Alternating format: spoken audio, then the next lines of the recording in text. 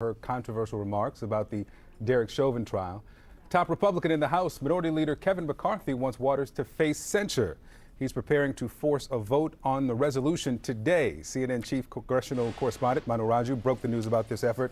Manu, give us a little more about the timing of this vote. And we also understand a high-profile Democrat is already weighing in on this, too. Tell us about that. Yeah, Joe Manchin, who's a West Virginia Democrat and senator, I asked him about Maxine Waters' comments about protesters having to get more confrontational if Derek Chauvin is acquitted.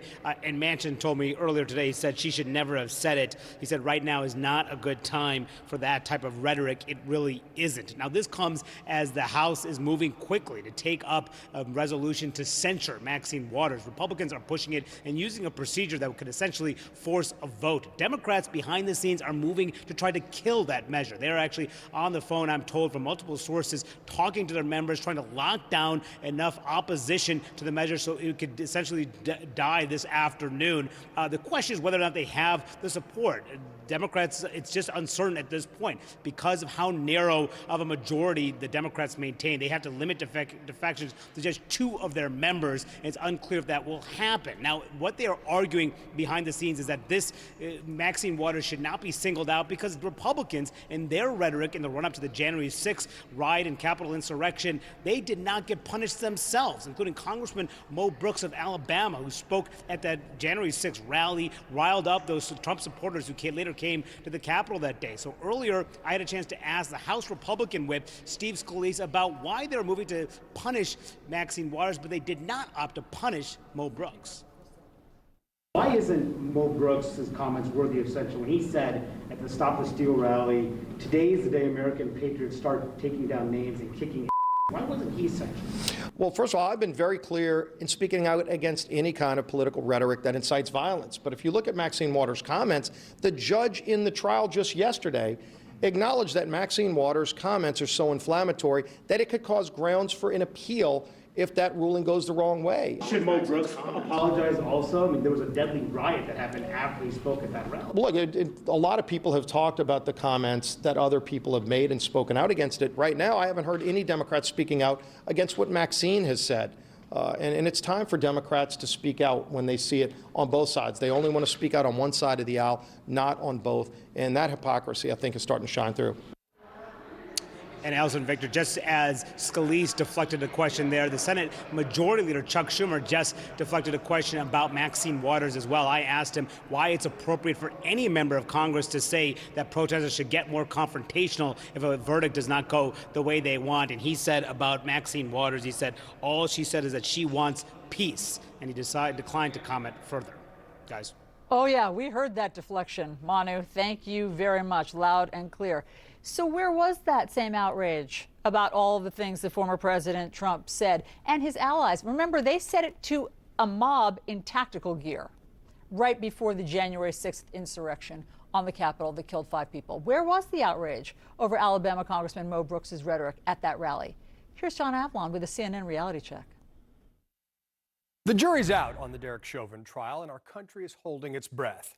As we've all seen the tape of Chauvin kneeling on George Floyd's neck for 9 minutes and 29 seconds. But we've also seen how few bad cops are held accountable in court. Now, consider this. Out of the 140 officers charged with murder or manslaughter for on-duty shootings since 2005, only 44 were convicted, 43 cases pending. So there's reason for nervousness. The world is watching. In this tense time, we need our leaders to calm the furies, not fan the flames. That's what Democrat Maxine Waters failed to do in Brooklyn Center. We got to stay on the street, and we've got to get more active. We've got to get more confrontational. We've got to make sure that they know that we mean business.